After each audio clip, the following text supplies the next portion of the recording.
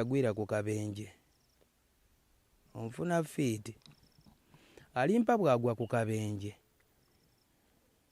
Mama Fina yagenda mu ddwaliro n'asooka balekera miliyoni yali emu n'agamba agenda kiriyalinga bill zonna which was so good.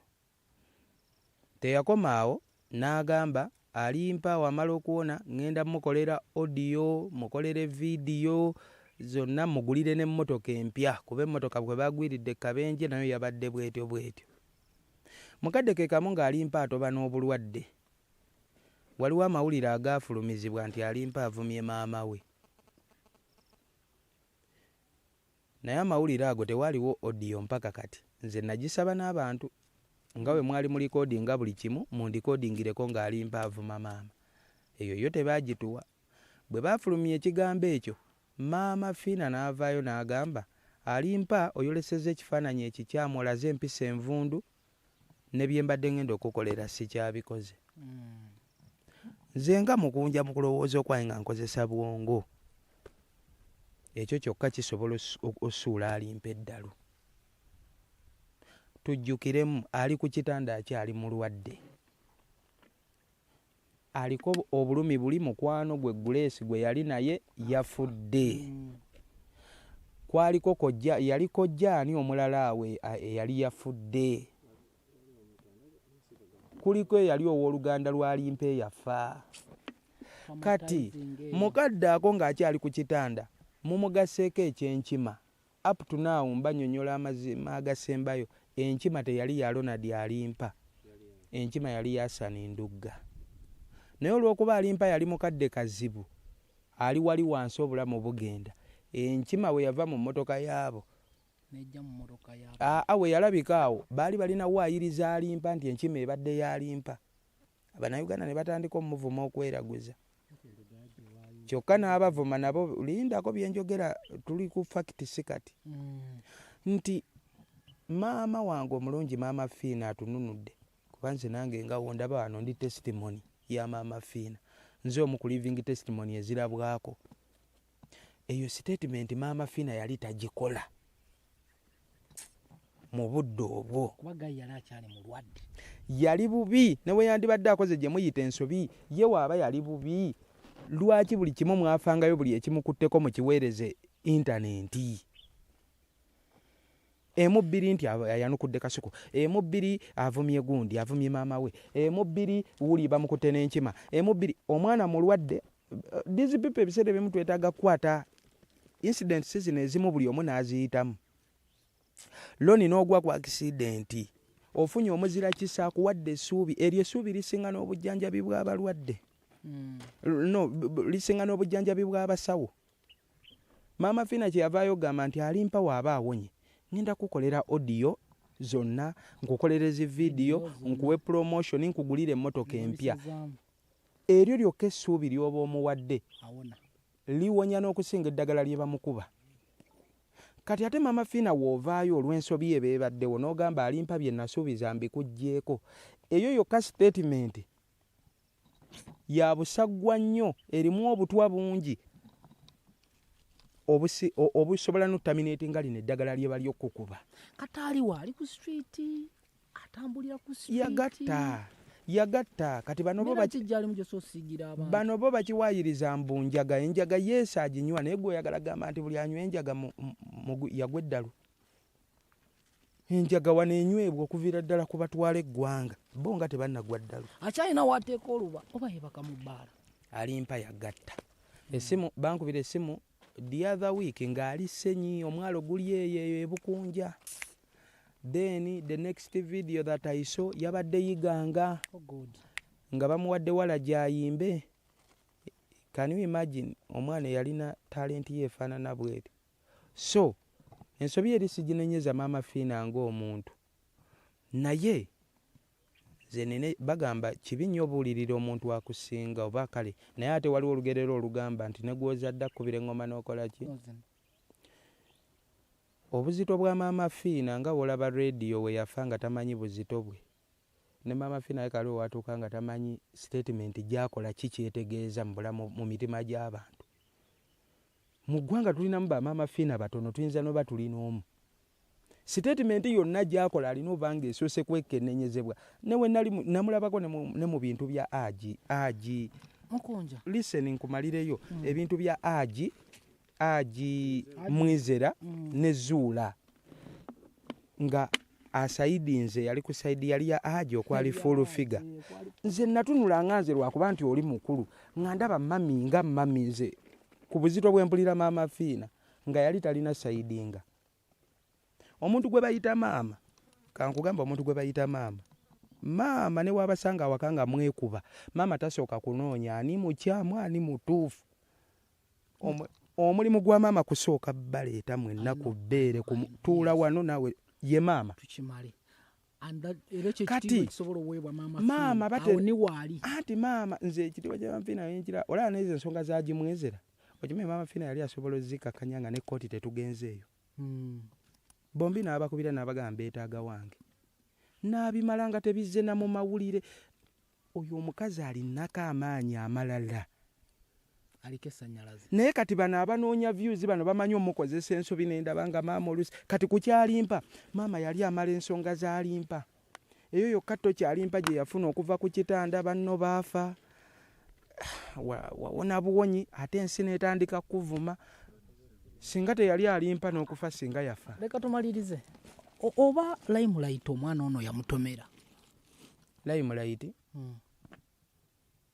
What do you mean by okutomera? Nga yamugwako by accidentally nga takisuubira. Bano abagamba abakulu be bali omukozi ye bamuleetera ebyo ebizibu. Kubanga we yali obubi teri yamunoonya. We yamala okuba eyo hiiti buli munene n'amunoonya. Kati ate lwaki waalina ebizibu wano tanoonyezebwa. Onfuna. Bintu bino byakozesaamu some little psychology. Nti nga we mwamunoonya ng'afunye eyo hiiti ne mukadde kano tomulekerera. Nze sirina muntu annegattako we mba wakola kituufu. Omaliriza masho ne otandika. Kwaliima nina gwe nayita nti jangu nyambeko tulwanyisa aliima yabba ssente. Nayimirira ogwo ensi n'esooka enjaji nga ne mbagamba let the world judge me ku nkomerero mulitegeera amazima nti mami yali ya ssente za. So after Mashoni Alimpa is going to be back. So ntya kati oyamba omuntu nga nki kuba kati nsula wa manager Sonko. Kati we nyamba omuntu kitegeeza naye ngenda muleeta wa manager. Bakyakuyamba naawe atoleete. So all that I can do wenfuna enju kuba kati Alimpa state gyalimu eyo woba ogenda muyamba owamba muwambe. Kuba kati yafuuka mulalu nga wola King Shiba nti woba ogenda yamba Ronald Alimpa olina oba lwedde kati essaawa eno mpamba muwambe order from above from CEO of the mansion nengenda ne muleeta ne musibira awo ne kibooka enyooka enzo mmanyi nga nagambye nti ogenda tereera eyo ku kitebe ne kiboko yanyookanga. Nze wengera ne kugamba ogenda kutereera oba ojja kutereera ne kiboko eruma. Anti waliwo bye weesiruwaza ne kati Alimpa omuleeta olina muggalira wali kiboko luma bono n'afulumayo n'akola ensi ne musanga gyagenze kiboko n'enyooka ne mukomyawo lwampaka ne muteekawo ne mugamba ogenda beerako nno si Alimpa yekka. King Shiba nga tewamukuba waliwo yakulekawo. No, anti kati ye Shiba mukazi Shiba yalinga yajasinga manyi ye Shiba ngosobola butamukuba naye nga nakyenkola n'atereera kuba ye mukazi ye nze manyi lwaki yatereeranga. Kati ate Alimpa ye musajja nti ogenda mugamba togenda ku kkubo afulume kabuli kati awo kibooka ekole ki ebyange we biba ogenda kute oyo Alimpa bamuwa buli watuula nakati olaba mulalu naye era booking ze bakukubira bankubira wano mukunja twagala Alimpa tulina shemba lala simanyi tulina emu luddawa alina omukisa guli oba gwava wanze simanyi nakumanyi up to now nze nfuna essimu za Alimpa oli nakubira naga twagala Alimpa ku show n'omufuna nabula ate akyalabika n'essimu yagisuula kati gobadize feedback obagamba feedback kibana simanyi jali nagezangako ne nkwasaganya gaye bamuyita Lagafaya ne mugamba waliwo show yalimpa naye ogenda omukubira nti waliwo abaagala alimpa ku show n'agamba nange nina wano show ziri 7 bansaba alimpa munoonya talabika kati ate nze neewala omuntu okumuwa ne mugaya yes kikutuse nze ebintu by'ekifere eby'ekyaye mbyewala nti ojja saba ssente z'omuntu alimpa aleme kulabika ofuuka omubbi ku busente obutono ogategeera so oyo wemba wamujjayo ebyange tobimanyi ate antereezo abayitako bali abayiika ate oyo akyadda obusemba tuli ku mansion leero tuli ku mansion tuze kukolaki mansion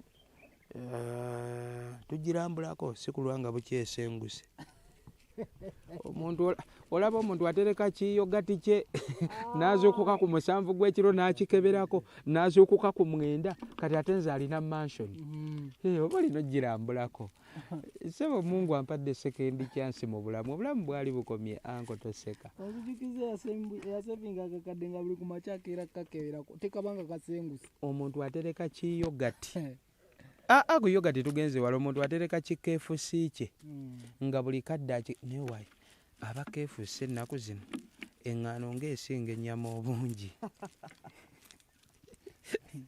bakikola nga bosi takimanyi eŋŋaano egenda kututta ogenda okutuuka ku bifi nga wakkuse dda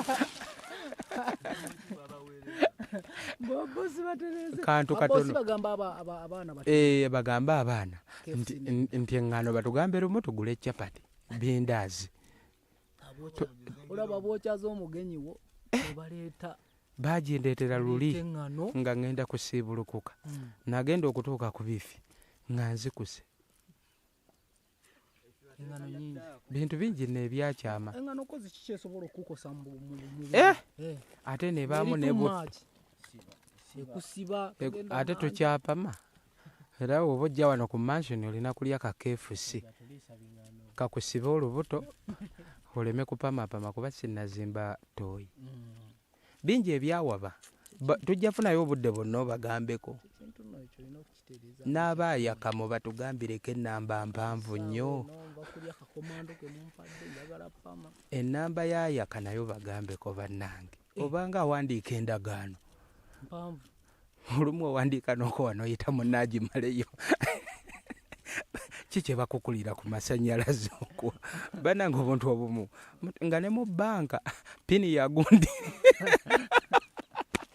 n'ababanka bagambe sente ze tubawa nenterekayo obukadde bwange 10 bo peni bagisibako n'akaguwa nze abeesigisa n'obukadde 10 bo peni ey'ennusu 5 eggwanga lino lyabaki muve ku mangu